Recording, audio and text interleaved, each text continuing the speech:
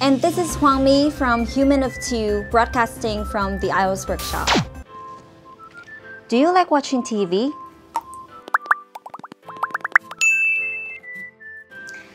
Xin chào mọi người! Chào mừng các bạn đã quay trở lại với channel của The IELTS Workshop. Mình là Hoàng My, giáo viên đến từ khóa Junior và Pre-Senior tại The IELTS Workshop.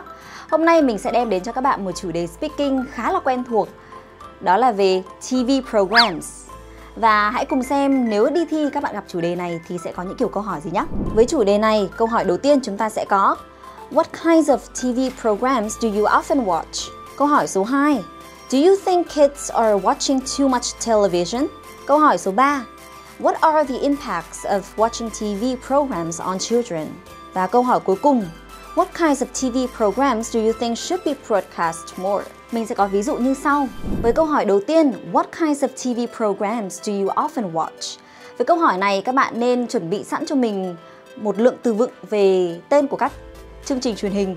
Ví dụ như là game shows, chương trình truyền hình thực tế, reality shows, hay là các chương trình đố vui, hay là các chương trình đặt câu hỏi và trả lời như là quiz shows. Và các bạn hãy đưa ra lý do mà các bạn thích chương trình đó, cũng như là các chương trình đó đem lại cho các bạn những gì nhé.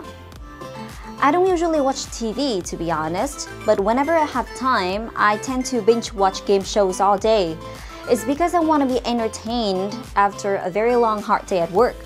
This not only a good way to help alleviate stress, but also recharge my battery so I can strongly get back to work. Câu hỏi thứ hai sẽ hỏi các bạn về xu hướng xem TV của trẻ em hiện nay. Đó là trẻ em ngày càng có xu hướng xem TV nhiều hơn, và bạn có thấy như vậy không? Vậy thì nếu có hoặc không thì các bạn hãy đưa ra lý do của mình. Và nếu có thể hãy so sánh một xíu với quá khứ, xem là với trẻ em thời xưa thì sẽ xem TV nhiều hay không nhé. Và câu trả lời mẫu mà mình có thể đưa cho mọi người như sau. Yes, I do think children are spending too much time sitting in front of the telly. I mean, parents these days are too occupied with work that they don't have enough time and patience to play with their kids, so they just let the TV do the job. This is totally opposite to what happened in the past when children prefer hanging out without relying on any technical devices. Những tác động của việc xem TV với trẻ em là gì? Với câu hỏi này thì chắc chắn mọi người sẽ có thể có hai luồng suy nghĩ. Sẽ có những tác động tốt và sẽ có những tác động không tốt tới trẻ em.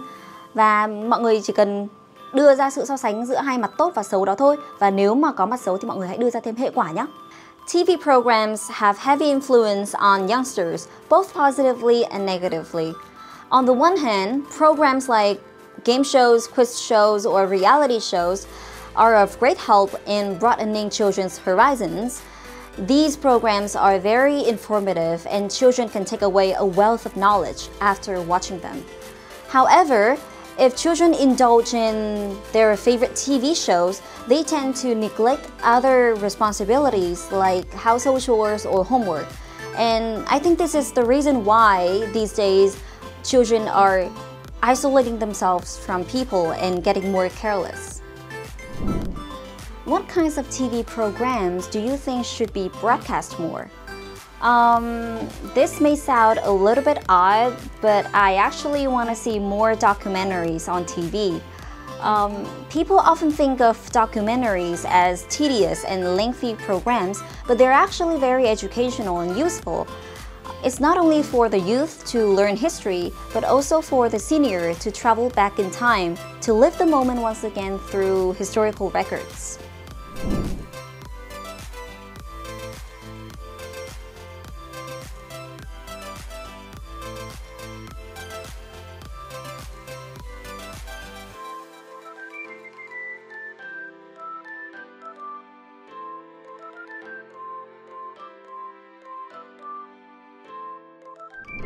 So yeah, vậy là mình đã cùng các bạn đi qua chủ đề TV programs. Một lần nữa, mình là Hoàng My, giáo viên đến từ The IELTS Workshop.